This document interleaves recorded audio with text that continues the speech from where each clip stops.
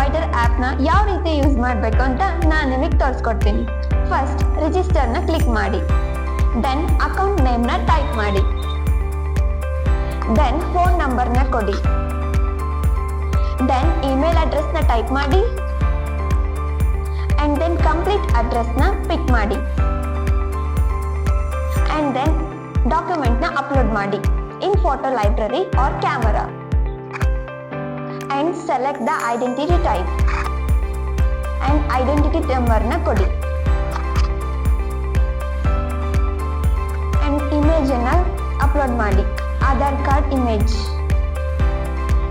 and referral code available ಇದ್ರೆ ಕೊಡಿ, ಇಲ್ಲ ಅಂದ್ರೆ no problem. And then password ನ ಅಪ್ಲೋಡ್ ಮಾಡಿ ಅಂಡ್ ಕನ್ಫರ್ಮ್ ಪಾಸ್ವರ್ಡ್ ಕೂಡ ಕೊಡಿ ಅಂಡ್ ರಿಜಿಸ್ಟರ್ ನ ಕ್ಲಿಕ್ ಮಾಡಿ. OTP ವೆರಿಫಿಕೇಶನ್ ಬರುತ್ತೆ, ಅದನ್ನ ಟೈಪ್ ಮಾಡಿ ಅಂಡ್ ವೆರಿಫೈ ಮೇಲೆ ಕ್ಲಿಕ್ ಮಾಡಿ ಅಂಡ್ ಸಕ್ಸಸ್ಫುಲಿ ವೆರಿಫೈಡ್ ಅಂತ ಬರುತ್ತೆ. ಈಗ ರಿಜಿಸ್ಟರ್ ಕಂಪ್ಲೀಟ್ ಆಗಿದೆ. ತಮ್ಮ ಡಾಕ್ಯುಮೆಂಟ್ ವೆರಿಫೈ ಆಗುವುದಕ್ಕೆ 24 ಗಂಟೆ ಸಮಯ ತೆಗೆದುಕೊಳ್ಳುತ್ತದೆ. ಆದ ನಂತರ ತಮ್ಮ ಇಮೇಲ್ ಅಥವಾ ಫೋನ್ ನಂಬರ್ ಹಾಕಿ ಲಾಗಿನ್ ಆಗಬಹುದು.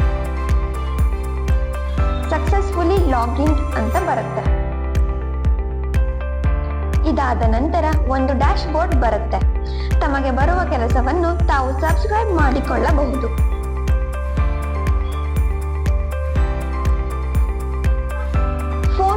ಗೂಗಲ್ ಪೇ ಮುಖಾಂತರ ತಾವು ಸಬ್ಸ್ಕ್ರೈಬ್ ಆಗಬಹುದು. ಇದು ಲೈಫ್ ಟೈಮ್ ಸಬ್ಸ್ಕ್ರಿಪ್ಷನ್ ಆಗಿರುತ್ತದೆ. ಇವಾಗ ಸಬ್ಸ್ಕ್ರೈಬ್ ಆಗಿದೆ, ತಾವು ನೋಡಬಹುದು ಡ್ಯಾಶ್ ಬೋರ್ಡ್ ತಮ್ಮ ಸಬ್ಸ್ಕ್ರಿಪ್ಷನ್ ತೋರಿಸ್ತಾ ಇದೆ. ಈ ನೋಟಿಫಿಕೇಶನ್ ಬಟನ್ ಆನ್ ಇದ್ದರೆ ತಮಗೆ ಕುಳಿತಲ್ಲಿಯೇ ಕೆಲಸ ಬರುತ್ತದೆ. ಈ ರಿಕ್ವೆಸ್ಟ್ ಬಂದ ನಂತರ ತಾವು ಅಕ್ಸೆಪ್ಟ್ ಮಾಡಬಹುದು.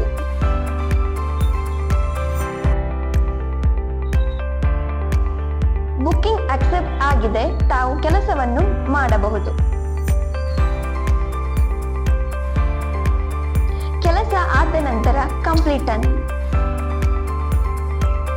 ತಾವು ಕಸ್ಟಮರ್ ಜೊತೆಗೆ ಚಾಟ್ ಕೂಡ ಮಾಡಬಹುದು. ಕೆಲಸ ಆದ ನಂತರ ಕಂಪ್ಲೀಟ್ ಅಂತ ಬರುತ್ತೆ. ಇಲ್ಲಿಗೆ ನಿಮ್ಮ ಕೆಲಸ ಕಂಪ್ಲೀಟ್.